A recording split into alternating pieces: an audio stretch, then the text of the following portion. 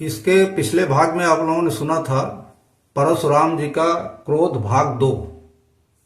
अब आज सुनिए लक्ष्मण जी का परशुराम जी से सामना।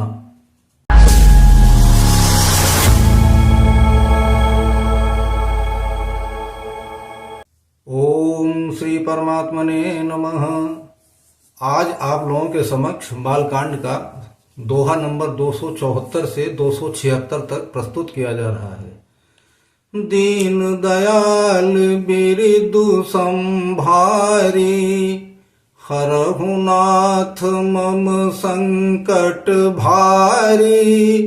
दीन दयाल बिरदु संभारी, हरहु नाथ मम संकट भारी। हरहु नाथ मम संकट भारी। कौशिक सुनहु मंदु यहु बालकु, कुटिल काल बस निज कुल घालकु। भानु बंस राकेशु कलंको, निपट निरंकुश बुधय संको। निपट निरंकुश बुधय संको। काल कवल होई है छन माही, कहूँ पुकारी खोरी मोहि नाही। तुम हट कहूँ जो चाहूँ बारा, कही प्रताप बल रोसु हमारा। कही प्रताप बल रोसु हमारा। लखन कहो मोनि सुजसु तुम्हारा, तुम ही अछत को बर नहीं पारा। अपने मुँह तुम आपनी करनी, बार अनेक भांति बहु बरनी। बार अनेक भांति बहु बरनी। नहीं संतोष पुण्य कछु कहु, जनरी सिरो की दुसह दुख सहु। वीर व्रते तुम धीर यशोभा, गारी देतन पावहु शोभा। गारी देतन पावहु शोभा। दीन दयाल बिरदु संभारी, हरहु नाथ मम संकट भारी। दीन दयाल बिरदु संभारी, हरहु नाथ मम संकट भारी। हरहु नाथ मम संकट भारी। सूर समर करनी करही, कही न जनावहि आपू। विद्यमान रन पाई रिपु, कायर कथहि प्रतापू। कायर कथहि प्रलापू। तुम तो काल हाक जनु लावा, बार बार मोहि लागी पोलावा। सुनत लखन के वचन कठोरा, परसु सुधारि धर्यो कर घोरा। परसु सुधारि धर्यो कर घोरा। अब जन दे दोषु मोहि लोगु, कटुबादी बालकु बध जोगु। बाल बिलो के बहुत मैं बाचा, अब यहु मर निहार भाषाचा। अब यहु मर निहार भाषाचा। कौशिक कहा क्षमीय अपराधो, बाल दोष गुण गणहीन साधु। खर कुठार मैं अकरुण कोही, आगे अपराधी गुरुद्रोही।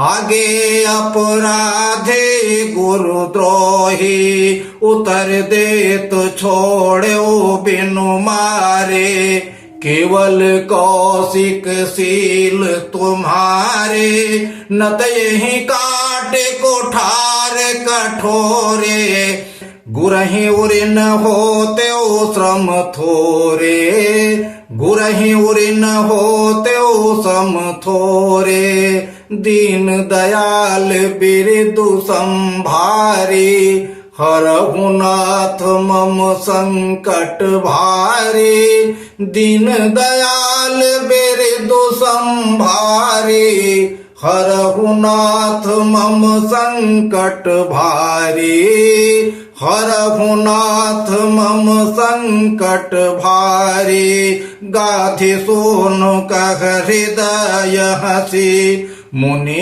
हरि हरिय सूझ, अयमय खाड़ न ऊखमय, अजहु न बूझय बूझ, अजहु न बूझय बूझ, कहु लखन मुनि सीलु तुम्हारा, पुनहि जान विदित संसारा, माता पिता ही ओरिन भैनी के, गुर रेनु रहा सोच बड़ जी के, गुर रेनु रहा सोच बड़ जी के, सो जनु हमरे ही माथे काढ़ा, दिन चली गए ब्याज बड़ बाढ़ा, अब आने हरिया बोली, तुरत देव मैं थैली खोली, तुरत देव मैं थैली खोली, सुनि कटु बचन कुठार सुधारा, हाय हाय सब सभा पुकारा, भृगुबर परसु देखावहु मोहि, विप्र विचारि बचौ निपतोहि, विप्र विचारि बचौ निपद्रोही, मिले न कबहु सुभट रन गाढ़े, द्विज देवता बरहि के बाढ़े, अनुचित कही सब लोग पुकारे, रघुपति शयन ही लखनु निवारे, रघुपति शयन ही लखनु निवारे, दीन दयाल बिरदु संभारी, हरहु नाथ मम संकट भारी, दीन दयाल बिरदु संभारी, हरहु नाथ मम संकट भारी, हरहु नाथ मम संकट भारी, लखन उतरया होते सरिस, भृगुबर कोप कृशानो, बढ़त देख जल सम बचन, बोले रघुकुल भानु, बोले रघुकुल भानु, दीन दयाल बिरदु संभारी, हरहु नाथ मम संकट भारी, दीन दयाल बिरदु संभारी, हरहु नाथ मम संकट भारी, हरहु नाथ मम संकट भारी। बोले सियावर रामचंद्र की जय। सभी भक्तों को मेरा नमन। गोस्वामी तुलसीदास जी द्वारा रचित इन चौपाइयों का अर्थ इस प्रकार है। गोस्वामी कहते हैं विश्वामित्र जी से कि हे विश्वामित्र, यह बालक तो बहुत कुबुद्धि और कुटिल है। यह काल को बस में देखने के बाद भी यह अपने कुल का घातक बन रहा है। यह सूर्य वंश के पूर्ण चंद्रमा का कलंक है। यह बहुत ही उदंड, मूर्ख और निडर है। मैं पुकार कर कह देता हूं, यदि आप लोग इसको बचाना चाहते हो तो मेरे प्रताप, बल और मेरे क्रोध को इसको बता दो, ये शांत हो जाए, और नहीं तो मैं इसको फरसे से काट दूंगा। बहुत क्रोधित थे परशुराम जी। तो लक्ष्मण जी हंस के बोले, हे मुनि, आपके सुयश का बखान आपके अलावा कौन कर सकता है? आपके सुयश का बखान आपके अलावा कौन कर सकता है? आप तो खुद ही इतना बखान कर रहे हैं, तारीफ कर रहे हैं कि इससे ज्यादा और कौन कर सकता है। और आप बड़े वीर हैं, बड़े रणधीर हैं, ये इसी से पता चल रहा है कि आप बार बार गाली दे रहे हैं हमको, बार बार मेरे लिए काल हाँक के ला रहे हैं। ऐसा वीर कोई नहीं होता। अरे वीर तो वो होता है जो युद्ध में शत्रु को देखकर उसे युद्ध करता है, ना कि अपनी डींग हाँकता है वो। अब परशुराम जी और क्रोधित हो गए, क्रोधित होकर अपना फरसा सुधारने लगे और कहने लगे कि हम तो बालक जान के तुमको छोड़ दे रहे हैं और विश्वामित्र जी का संकोच कर रहे हैं, नहीं तो तुमको मैं अभी काट देता। इतने क्रोधित थे। तो विश्वामित्र जी भी फिर बोले, कहे, हे मुनि, अरे यह तो बालक है, साधु लोग बालक का इस तरह से वो नहीं करते हैं, अपने मन में वो नहीं लेते हैं, गुस्सा नहीं करते, क्रोध नहीं करते हैं। यह तो बालक है, अगर कोई अपराध कर भी दिया तो आप शांत रहिए, समझ लीजिए उसको, काहे इतना गुस्सा कर रहे हैं। तो फिर कहे कि मैं बालक जान के ही तो तुम्हारा शील संकोच देख के ही तो छोड़ रहा हूं इसको, और नहीं तो मैं थोड़े परिश्रम से ही इसका काट के और गुरु के ऋण से ऋणी हो जाता है। तो फिर बोले विश्वामित्र जी हंस के कि अरे मुनि, ये कोई लौमयी खांड नहीं है, ये आज के ऊंट के रस के खांड गुड़ नहीं बना है कि इसको मुंह में डालोगे गल जाएगा। ये विश्व विजयी हैं दोनों, इन दोनों का प्रताप आप समझना चाहिए आपको। ये विश्व विजय है, इनकी गाथा आपको नहीं पता है अभी। फिर लक्ष्मण जी भी बोले कि अरे आप अपने माता पिता के गुरु ऋण से अगर निवृत्त हो गए हो, गुरु का ही ऋण केवल रह गया हो, तो ये काफी टाइम बीतता भी जा रहा है, इसका ब्याज भी बढ़ गया होगा। अब आप ऐसा कीजिए, कोई हिसाब किताब करने वाले को बुलवा लीजिए, वो हिसाब किताब लगाए तो मैं थैली खोल के आपको दे दूं।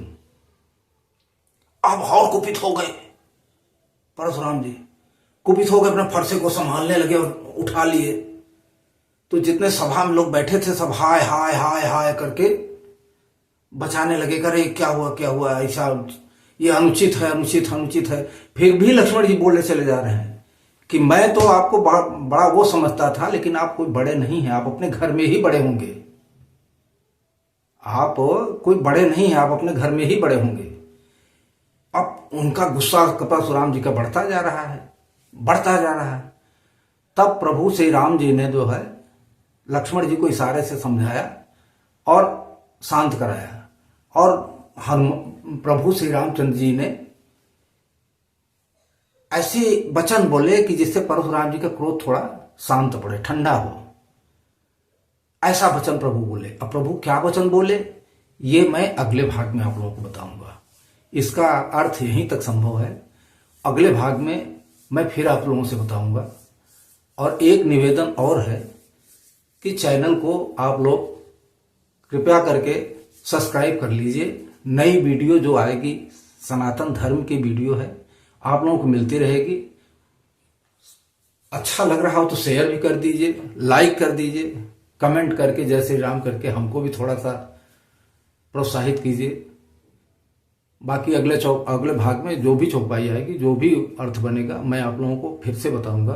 तब तक के लिए जय श्री राम, राधे राधे। बोलिए सियावर रामचंद्र की जय, पवन सुत हनुमान की जय।